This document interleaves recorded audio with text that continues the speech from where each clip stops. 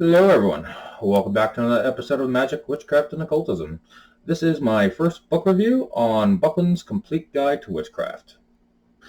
Now, before we begin, please remember to like, share, subscribe, and click the little notification bell so you never miss an episode, so I stop getting lost in the YouTube algorithm, as I'd really appreciate that. Now, Buckland's intention for this book was to give all the substantive, basic information that would allow a person to grow with a practice. Now, this book is only meant to be a beginning point. It was never meant to be the end point in a journey. This book is really useful for self-exploration and self-education into the mysteries of magic. This is a quote from the introduction. Quote, "From this present work, you can get all the basic and build from an excellent foundation." So let's start with the cons instead of the pros, because I like to work into the pros of the book. One of the major cons to this book, is that this book was written so haphazardly, and it's full of what some might consider contradictions of what he was trying to get past. It's like he forgot what he was writing at certain points in the book. And the major problem with this book is that the information is not all directly located in one place for what he's talking about. Let me give you a couple examples of this. I'm going to quote some of the book verbatim, and this will show you my point. This is a quote from the introduction. "It should be remembered that using magic to generate love in a particular person, for example, is just as effective as bringing hate, both to interfere with free will of an individual." And then later in lesson 1 in the history and philosophy of witchcraft, on page 12, he talks about the creed of witchcraft, which is really the creed of Wicca, which is do as you will do harm to none. That's a religious tenement or statement, but it's not an actual practice of witchcraft itself, because to him they're one and the same. Remember, Wicca religion, witchcraft practice of magic, not necessarily one and the same. Then later in lesson 2, on page 27, under the heading of Retribution, he talks about the Eastern tradition of karma and the Western tradition of the law of three. Then much later in chapter 11 on magic, on page 222, he briefly mentions what the difference between white and black magic is, but at no point explains what gray magic is. Just a notation I like to make there. This illustrates a major con in this book. Instead of having all of the information in one lesson or one chapter, I always say chapters instead of lessons, but he set them up as lessons. This information is spread throughout an entire book, and it's not in one place. So as you go through it, you're going to start flipping back and forth, and it becomes very disconcerting. Now, that's one of the major cons, but that's also, oddly enough, one of my pros to this book, but we'll get to that in a second. The second major problem with this book is that he blends together different practices of magic and witchcraft with the religion of Wicca, and they are not one and the same, but they can be. Like, there's this old saying, not every witch is Wiccan, but every Wiccan is a witch. That's not true exactly, but it's a stereotype, so it's like mostly true. But he gives it as a fact. I'm sorry, if you're a Wiccan, you are a witch by default. And that's one of the things people didn't like about this, because witchcraft is a practice of magic, and Wicca is a religion itself. When you combine the practice of magic with the religion have is called religio-magic. Buckland kind of proves my point in this quote. "The word witchcraft has come to be regarded to those who wish to work magic and only magic. Those who either are in a group or as an individual cast spells, trying to influence others, not always good. In truth, these spellcastings, one do not actually need to call themselves witches at all, for they are simply magicians," or what I've referred to in the past as not wrong, but right in the confines of a tradition. But he makes it sound, or as he writes it, as if you're just practicing magic, you're just a magician, or what I would call a practitioner, and you're not really a witch. And that's just not accurate to the real definition of what witches mean, or the word witch means. Okay. I really do hope this illustrates my point as overall. My last major con for this book is that he has one highly offensive and insulting comment or quote, and I'm just going to read it to you, just to show so you can see it for yourself, and you can formulate your own opinion from this. Quote from the introduction. By the time you have finished this training, assuming that you took it seriously, you will have the equivalent of a third degree in Gardnerian or similar traditions. Now, I can personally assure you, you will not be. Now, I like to give a little bit of perspective to this. Now, in the religion of Wicca, they usually have a degree system. The degree system works on this principle. The first year and a day is that of an initiate. And then the second level, which would be your next year, would allow you to be able to teach, say, classes or lead religious ceremonies or mentor other initiates. And then the third, you would be the equivalent of a priest or priestess. This is why it's offensive, because you can technically do it in 3 years. I know a few people that have, but I know people that have spent years in the process of becoming a priest or priestess. So to say that you're going to be able to read this book and you're going to be the equivalent of a third degree is just highly offensive to anyone that went through training. And it does devalue it, the overall years and knowledge and experience that someone has been actually trained by a priest on the way, or priestess, to become a priest or priestess themselves. When you hit the third degree, you can go and make your own coven somewhere else. And that's why I think a lot of Wiccans did not like this. Now, I'm not a Wiccan, but I at least know enough about it to know that that is highly insulting. So the saying that you're going to read this book in a matter of a week, because that's how long it took me to read it, and I read slow, so most people can read it faster than that. And that's just saying that you absorbed all the lessons and you understood it. By his admission, you should be the equivalent of a third degree. And I think that's why a lot of Wiccans that I've met who think the book is wonderful as a foundational text, but who remember this one line, always pisses them off. And there's a lot of training that goes into it. It's like any other religion. If you convert it from one religion to another, such as Catholicism, you have to go through catechism. And for an adult, the catechism takes about a year. And that's not, now, congratulations, you learned the basics of what you need and you can become a Christian. That doesn't mean you know it necessarily as well as, let's say, a priest who's been a member of the faith his entire life. That's why it's just a generally insulting thing to say that you will be the equivalent of someone who spent years practicing after reading one book. I just don't see that. Okay, and my pro of this book was also my first con. Now, that sounds like it's a contradiction, but it's not. It depends on your perspective, really. Now, if you want everything in one place, like I do, it is annoying that you have to go back and forth. But from the standpoint that you have to go back and forth at different points, like the major Sabbaths are in one lesson and the minor Sabbaths are in the next lesson, not together, that is off.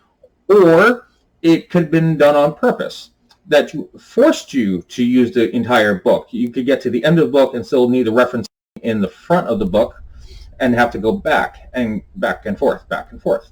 And I wrote page numbers in the book of this, go to page 27, 222, whatnot, to get the whole story and see all the compare and contrast. And that way it could be a really great idea. I don't know if you did it on purpose or accident, but if it was done on purpose, it was a great idea because it forced you to go back and forth. And that's not really everyone's cup of tea, but that's okay. It depends on the individual. So I can't tell you if it's good or bad for you, Only you can know that. But at least you'll know that it's written in a very odd way. Okay, so that concludes my prose of the book. So now we should get to the actual meat of this video, which is going over each lesson. I finally got it right. We're going to go over each lesson, and I'm going to highlight one or two things in each chapter, and I might highlight something good or highlight something bad about it, but it'll give you a very good overall understanding of what's in the book, and if you want to add it to your personal library or not. Okay, also, the table of contents will appear right there in the bottom left-hand corner, and all the other charts I've made will also appear in that corner. So if at any point you want to stop and pause the video to take a longer look at them, feel free. Now, as you start the book and you get into the introduction, most people just skip that over, but it's actually kind of important. Besides, it tells you a little bit about the history, second edition. It also mentions about Dr. Mary Margaret. She's the one who came up with the myth that witch covens work in groups of 13, and he mentions that a lot of her work is highly questionable, and how some of her work was disproven, which is odd because in chapter 1, he uses a lot of what she wrote. So generally, I'm just skipping over chapter 1 or it's lesson 1, because so much of the history is questionable at best. It also goes over the philosophy and talks about Gerald Gardner and gives you a little bit his history, and it's not overall that important unless you're a Wiccan, and then it's a good thing to know if you're going down that spiritual path. But for the most part, there's really not a whole lot in chapter 1 that needs to be mentioned outright, with the notable exception of the philosophy of witchcraft. And this is really more of Raymond Buckland's philosophy of witchcraft. And it's generally just a good thing to go over a little bit. So as a chart in a little corner. The one good thing, or the one thing I'm going to recognize in this chapter that's notable, is that the philosophy of witchcraft. Now, this is really Buckland's philosophy of witchcraft, to be very clear, but I thought it was important enough to go over. So let's start there. All right. Now, I'm going to read this directly out of the book. We're going to direct you to number 8. This is generally, I find, to be a good thing, and as it's general enough where it kind of applies to most practices of magic. 8. Calling oneself a witch does not make a witch, but neither does heredity itself, nor collecting titles, degrees, and initiations.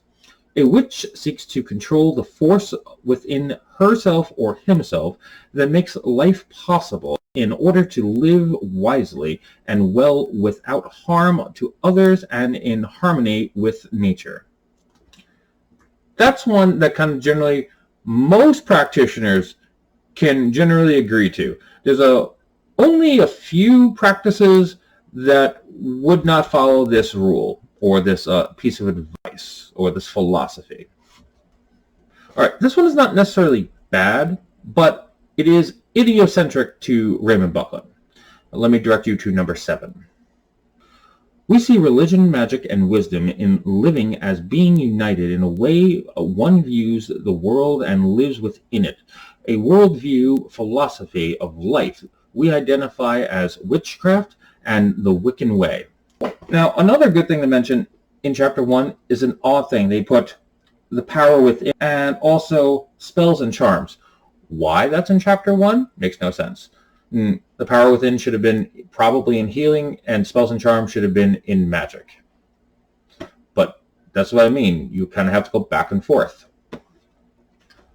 Lesson 2 is on beliefs. Now, beliefs really, this lesson specifically, it covers a lot of the god and the goddess, but so does lesson 1. And a lot of it should have been together. There's no reason why these two shouldn't have been together, because they almost showed slightly different aspects of the god and the goddess, the goddess of fertility and the horn god of hunting. And they split the year up in two halves, from the spring equinox to the fall equinox is the goddess of fertility's half of the year, and from the fall equinox to the spring equinox and the cold half of the year is reserved for the god of hunting. Things like that. Now, that should have really been together. It really, really should have.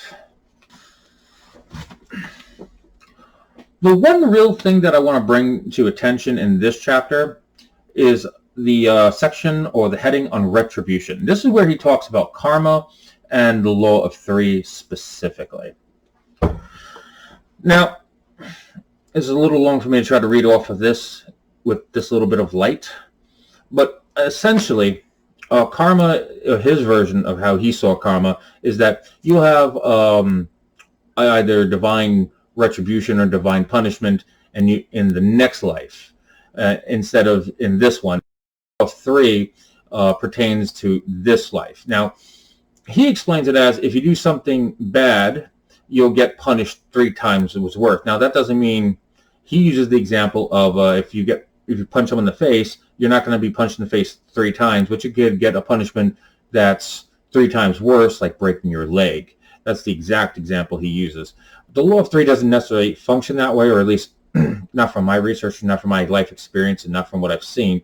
I'll be doing a whole episode on the law of 3 and white, gray, and black magic eventually. But right now, I just wanted to bring attention to this. It at least brings up different laws that govern magic.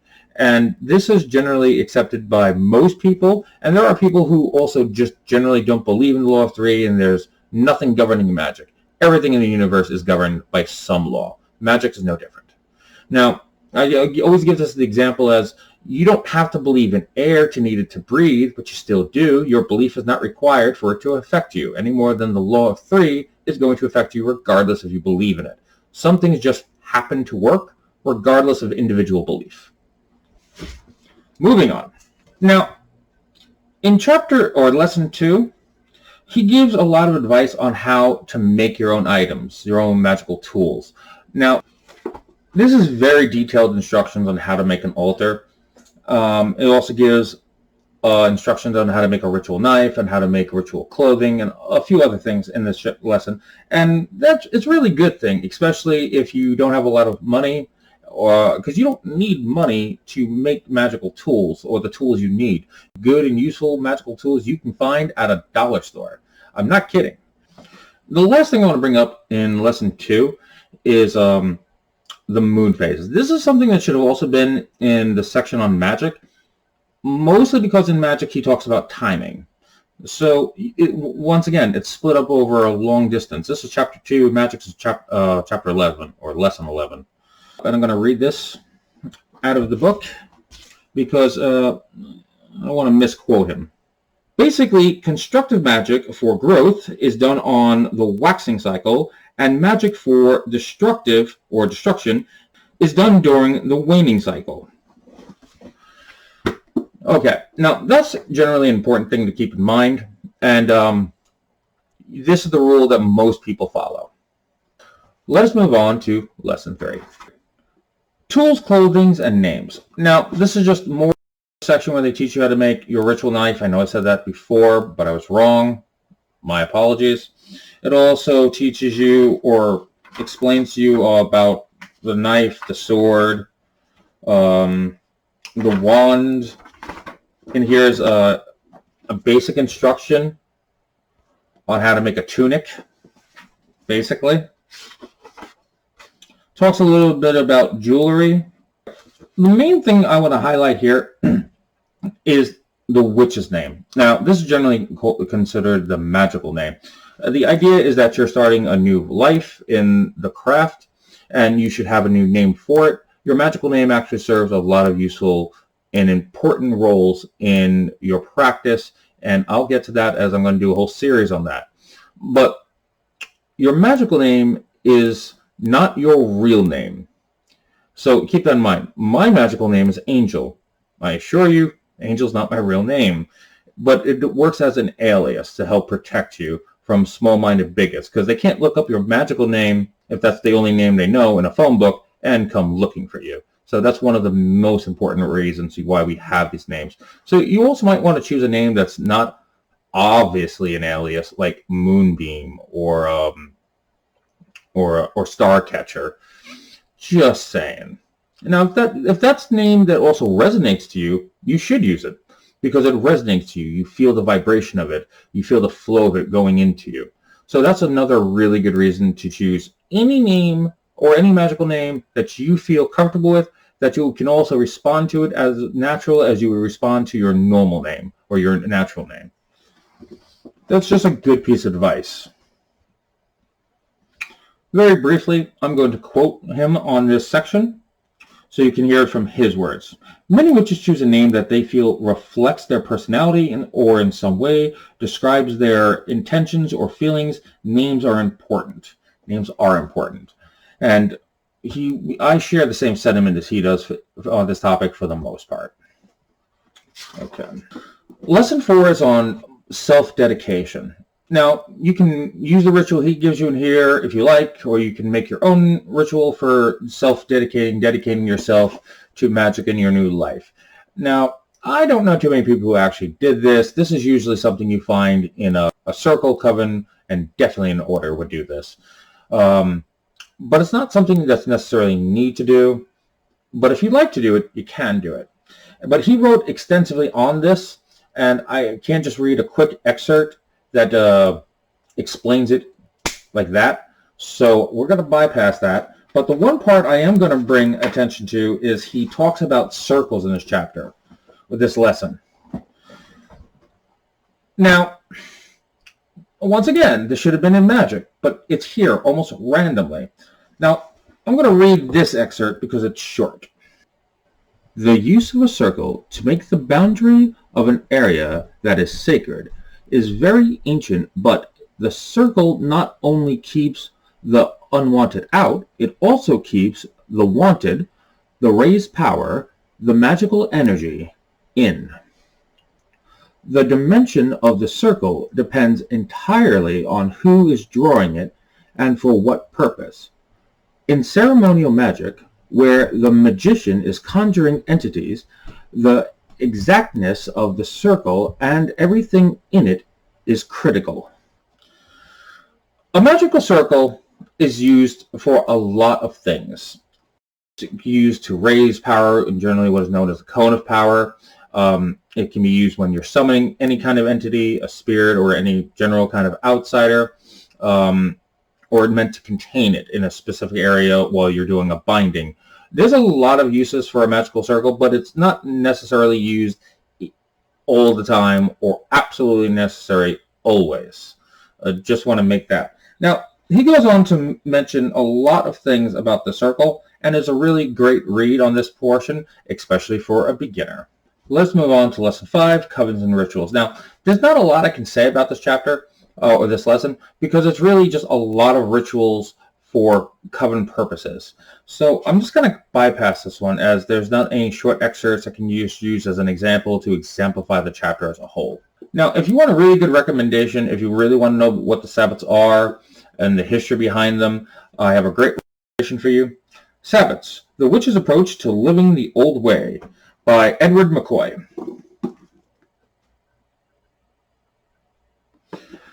This book is very, very educational. This book is also very dry and very boring, but it's very useful, especially if you want to practice the Sabbaths and really understand why you're doing any of these rituals for the Sabbaths. All right, let's move on to Lesson 7, which is Meditation, Dreams, and Lesser Sabbaths. The same thing he did with the main Sabbaths, he did with the Lesser Sabbaths. There's not a lot of information on them, but there's detailed rituals on how to do them. So once again, I direct you back here. In Lesson 7, he talks about meditation, and he talks about it very briefly. It's the equivalent of 2 paragraphs. It's ridiculously short. So there's not a lot for me to comment on. And he also marries it directly to the conscious, subconscious, and superconscious mind. So meditation was not particularly important. The only real advice he gives you realistically is do meditation at the same time every day to build up like an exercise, like endurance, do it longer. There's really not a lot he says about it. But the one good thing he says about in this chapter, in reasonably extensive detail, is universal symbols for dreams. What does A, B, and C mean to you if you see them in your dream? And that's really useful as a whole. He goes into a fair amount of detail on that. He doesn't go very in depth, but it gives you enough. But just to give you an idea,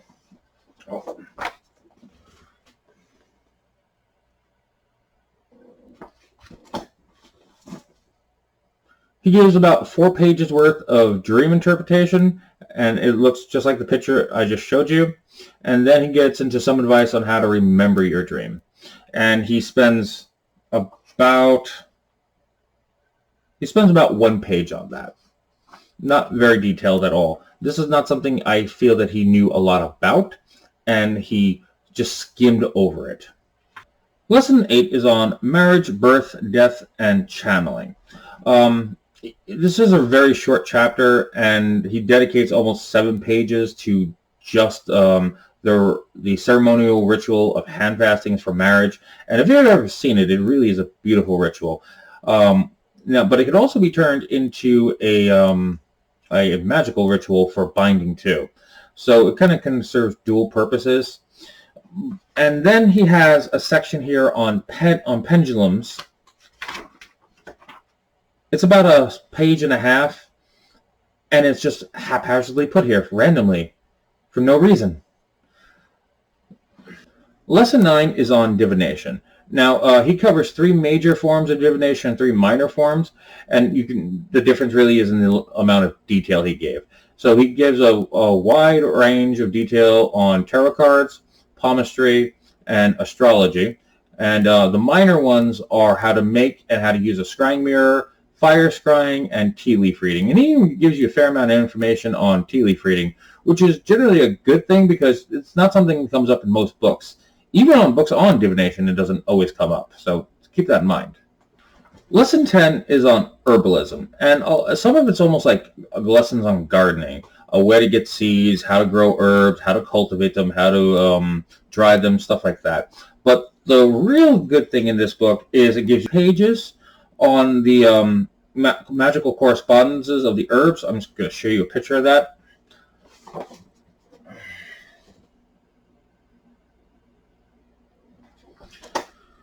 Feel free to pause it right there and look at them up for yourself. But there's not a lot more than that to go into this. He gives 4 pages on that, and it's a good deal. Like I said, at the time in 1986, there was really nothing on herbs at all. And in 2002, when this book was reprinted, there was a little bit, but not very much. So this book was still really useful for the practice of knowing the magical correspondences of herbs, even then. And it's even still relevant today. Lesson 11 is the lesson on magic, and this is the reason most people buy this book to begin with. And he covers a lot of useful things, and for the most part, it's all accurate. I really do have to say, he covers the Cohen of Power. He covers dancing and chanting. That's how to build and raise power. It kind of works with the Cohen of Power, especially if you're in a circle or a coven. An order. He goes into timing and a little bit on the planetary hours, or sometimes referred to as planetary astrology. What Monday is associated with the moon, Sunday is associated with the sun, Tuesday is associated with Mars, and so on. He gives a very brief list on the planetary hours, but it's an accurate list. He gives a ritual here on cord or knot magic. It's basically a binding ritual, and it's sometimes referred to as the witch's battery, as you're storing up energy in it for a later use. He gets into the use of candle magic and the colors and the correspondences, what each color means. Red for love, green for wealth, light blue for wisdom, dark blue for intelligence, etc. It gets into explaining sympathetic magic and using puppets, because puppets are a really great way to explain sympathetic magic, because it's a puppet. It's an anthropomorphic shape that looks like a person. It's great for healing or love or hexing or really anything. And what do you put in the puppet? It could just be stuffing and have someone's name and a symbol written on it for whatever purpose, or it could be stuffed with herbs for that specific purpose. And these are all the things that he talks about. I'm just briefly going over it. He also briefly goes over sex magic, and sex magic is one of the best ways to build up energy for a spell, and I'll be doing a whole series of videos on that, and I'm not even sure if I can do them on YouTube, as I'm not sure they're appropriate, or the videos would get taken down, so I'm not going to too much into that at all. And the last one, he gives you like a proto-ritual for binding. It's an old ritual where you, to stop someone gossiping or stop someone talking about you. It involves usually a cow's tongue. You put your petition paper, which is your incantation, into the tongue, and then you tie it up with large needles and bury it. Why a tongue and why a cow's tongue? It's just tradition to use a cow's tongue. You can use any animal's tongue, to be honest with you. But the tongue itself, it represents a silent witness and the death of the gossip when you bury it. That's the symbology behind it, and that's why it's in sympathetic magic, because certain feelings are transmitted or associated with this item and the ritual act of burying it, in this example. That's where that comes from. Okay. Lesson 12 is on the power of the written word. It's mostly about magical scripts. I'm going to show you a picture. There you go. Then you saw the picture, so the ones with the lines going through it, that's Celtic Ulgrim. And then there's the Egyptian hieroglyphs. And Theban came about around the 16th century. And it's supposed to be a mixture of the Latin language and astrological symbols. Ribbon is also very similar. The angelic script, that was from in Hebrew lore, where Gabriel the archangel handed language to them. And then in this section, it's randomly they put talismans and amulets for like no apparent reason. And the difference of why you would use a talisman over an amulet: sometimes the symbols have a certain level of power or correspondence or meaning associated with them, and stones have innate power built inside of them. So the best, if you can do it, is to have a talisman made out of a stone, so a cross or the Key of Solomon. That's a really great one. There's more than a few, but you get the point. And it also has a small section on how to make a magical square and its use. And it's actually, it's reasonably complicated. I don't have the time to go into it in this video, but it's worth knowing how to do. And I've come up with my own system for magical squares, but this is going to give you the baseline information on how to do it as well. Lesson 13 is on healing techniques. Now, this is broken down very simply in like basically 3 different ways. It is direct, indirect energy manipulation. They kind of like Reiki, for example. He uses that. How to use healing through candle magic, and how to use healing through puppets. For example, he uses it in healing. It's the same basic principle applies. It's just the effect of what you're going for changes, the incantation changes, the herbs and stones you might stuff into the puppet changes, but the same basic principle is going to apply to both. So it gives you a good basic understanding of how you can use magic for healing specifically. So it's not by any means a bad chapter. It's just not a very extensive or lengthy chapter. Lesson 14 is how to get started, and lesson 15 is how to be a solitary practitioner. And there's not a lot to say about these chapters, to be honest with you, so I'm just going to skip over them altogether.